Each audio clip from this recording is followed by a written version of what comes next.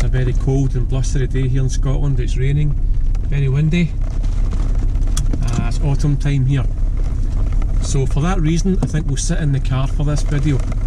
I mean, boxers can take all weather, it doesn't matter too much. You can still go out and play in your Porsche in the rain, and I do, as you can see.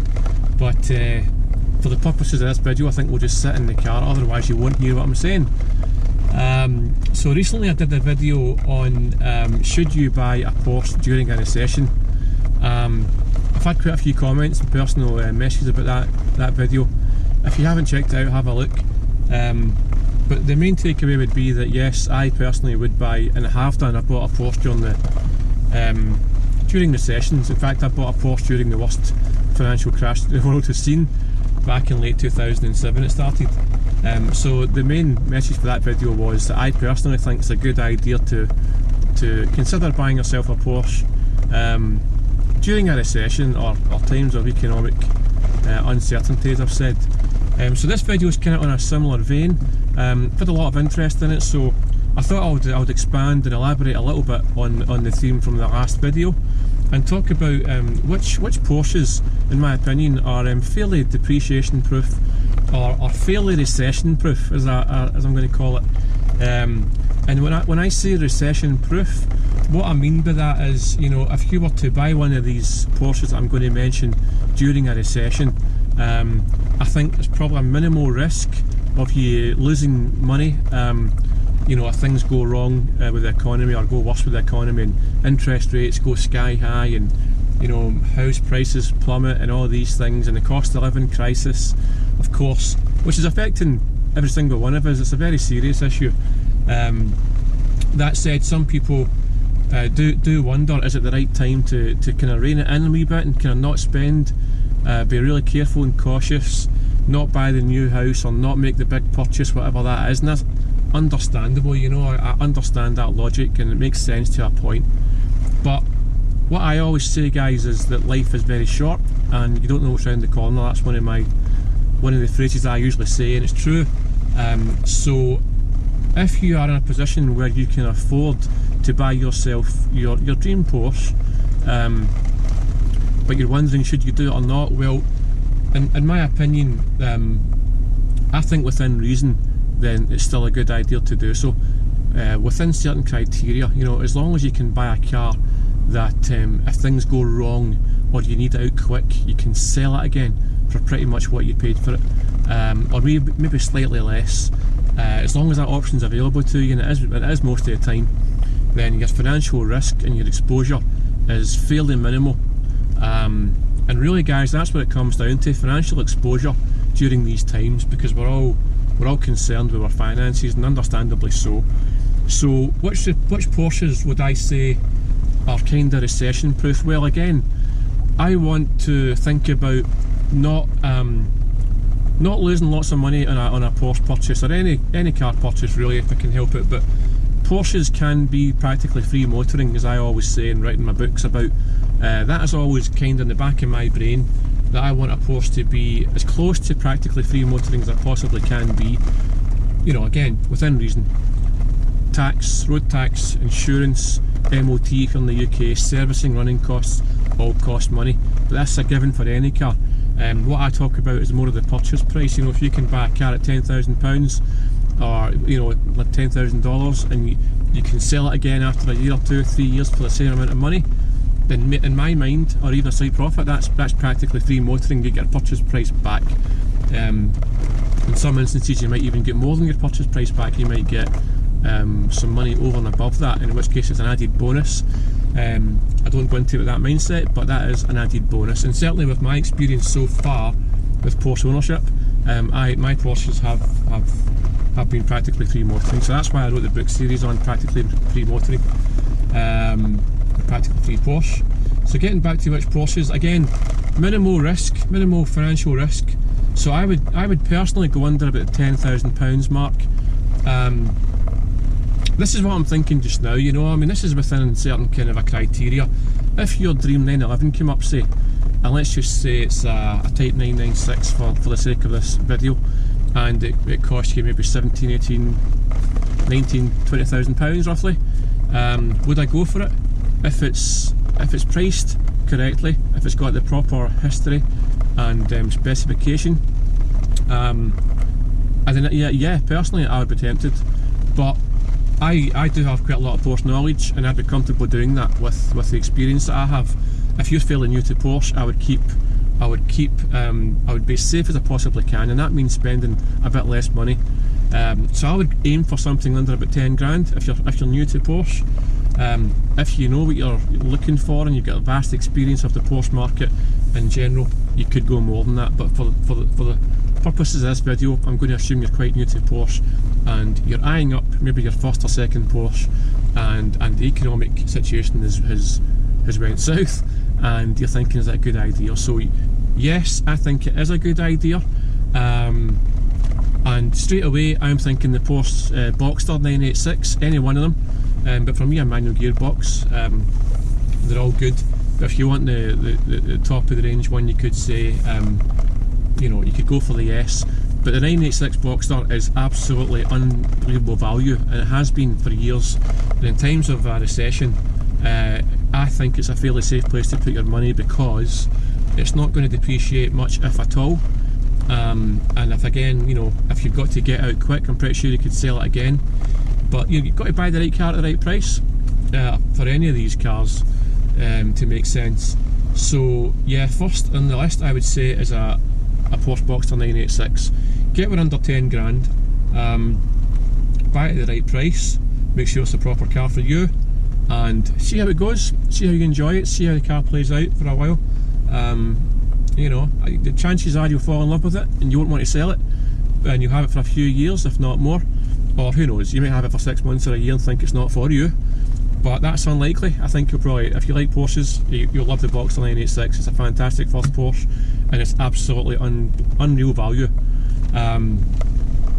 So you can get one for well under 10k, so that'd probably be my first go-to. If you're feeling a wee bit more like you want something a wee bit more slightly newer, then I guess you could say the logical choice is the Porsche 987 Boxster, like the one we're in just now. Albeit this is a 987.2, but the first generation 987 Boxster, and the Cayman for that matter, they've come down to a level now where I've seen them for less than £10,000, higher miles. But again, if it's been taken care of, higher miles is not a problem. So the 987 Boxster is probably the sweet spot, I would say, because it's everything and more than the 986 Boxster, as you would expect. You know, it's a step up in quality and overall in fit and materials, and the quality and the drive. Looks are subjective. I think it looks a little bit slightly newer, slightly nicer maybe in some ways, although I've got to say the 986 Boxster's aging very, very well, and the fried egg headlights and the amber repeaters, indicators, I think are beautiful on the 986. 987 that we're in is a wee bit different, it's a wee bit more modern, drives a bit more different, but similar, still get that Boxster, you know, kind of mid-engined Boxster experience. It's still a great driving machine. Interior's a wee bit of a step up, feels a wee bit more slightly upmarket, for wanting a better word. It's a bit more well put together. So again, I always say the Boxster 987 is one of the best in the range, and I do believe that. That's why I bought another one. I've had two now. Oh, the windows are starting to steam up a little bit. So again, yeah, a Boxster 987, or a Cayman 987 for that matter, could be on your radar for a depreciation-proof Porsche that's going to stand. It's going to stand up well in times of economic hardship, like a recession or whatever.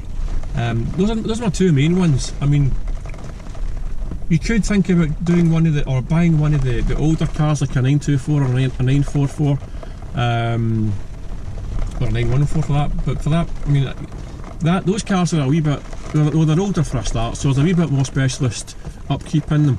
And you can drive those cars daily as well, of course, and they're fantastic cars. But with them being a wee bit that bit older, a bit more specialised, maybe, I think for the majority of folks out there, probably the Boxster or the Cayman, I would say, is where it's at depreciation wise for this kind of price bracket that we're chatting about. You know, there's other Porsches that are depreciation proof to a point during recessions as well, and you know, like the air-cooled 911s, for example, those cars, they're like 30 and 40, you know, $1,000 or pounds, and a lot more. You know, these cars are again very specialised, and some of those are at a price point where they're kind of unlikely to take a massive hit in depreciation, subject to the economic factors at the time. This is a sort of a generalisation I'm saying just now, and it will depend where you live in the world as well. So these things are get variations regionally, but generally speaking, and in the UK at least, a lot of these kind of more expensive Porsches like air-cooled 911s or maybe a 928 GT or something like that, something kind of older. A lot of these cars are very expensive to buy, and they may take a slight hit in depreciation during a recession, but in my personal experience, having bought an 911 during the recession last time, those cars took a very slight dip. You know, the 911s back then could be had for £12,000 back in 2000. Hitting depreciation, there's a few grand, not much, and I just held firm. I kept hold of mine, I wasn't selling it anyway, and what happened is they slowly came back up in value. So the dip then was minor, a couple of grand or so, generally for the cars in that price bracket, and then they slowly started to climb again. Having said that, I did meet a nice guy who had purchased an 911 Turbo Targa, right? I think it was an 87 model. I remember it was a metallic blue, and he had purchased it from a guy who was selling it in London, who had to quickly liquidate his assets. And this guy had swooped up a bargain. I think it was £13,000 he paid for it back then. It was quite low mileage, full service history. You know, that was an absolute bargain he got. There are bargains to be had during recessions. There are people out there who wait for recessions or crashes in the housing market if you're looking for a house before they choose to buy. Same with stocks and shares or whatever else, you know, like these assets. Some people have cash for the crash, as they say, and they wait until the market is dipped before they make a purchase, be it a Porsche or a house or whatever it is. You know, don't get me wrong, I am very much against trying to take advantage of anyone else's misfortune during a recession. That is not what I personally set out to do. However, the reality is, guys, that the market is the market, be it the housing market, car market, and you know, there's shrewd buyers out there that are going to wait until the market dips before purchasing a big luxurious item like a Porsche, say. I don't personally believe in that mindset. I believe life's for living just now. And if you've got the cash to spend, you should live for now and not wait for a potential dip in the market, because it might never happen. So I don't kind of follow that mindset. But if you happen to find yourself in a situation where the market has dipped and you've got the cash, it could be an opportunity for you to buy your dream Porsche. So that's pretty much my message for today's video. I personally wouldn't be scared about buying a Porsche and during a recession, but do your due diligence with any Porsche purchase as always. Don't be put off behind miles. Make sure the car's got the full service history. Have it inspected, or have a professional inspection done if you're not sure of what you're looking for. Look at the previous history of the car, what's been done, what's going to come up, what's likely to be spent or need spent on it. Go for a drive in it. You know, there is definitely bargains to be had out there. And get some general knowledge about these cars, and like if you're looking for more information on any Porsche, Boxsters, 911s, Caymans, have a look at my Porsche books and the link below. Pretty much everything you need to know is in those books, and if you follow the guidance in the books, you could wind up by having a practically free Porsche experience, which is kind of my goal a lot of the time with Porsches. So the rain's coming down heavier. I'm going to go for a quick drive and head back home. I hope you've enjoyed this video and it's given you some ideas and some insight as to how you may approach your Porsche purchase during a recession or economic downturn. Until next, guys, thanks a lot for watching the video. Give us a wee thumbs up and a like if you enjoyed the video, and subscribe as well. The subscriber count's going up all the time. So again, thanks for watching, and I'll see you guys in the next video.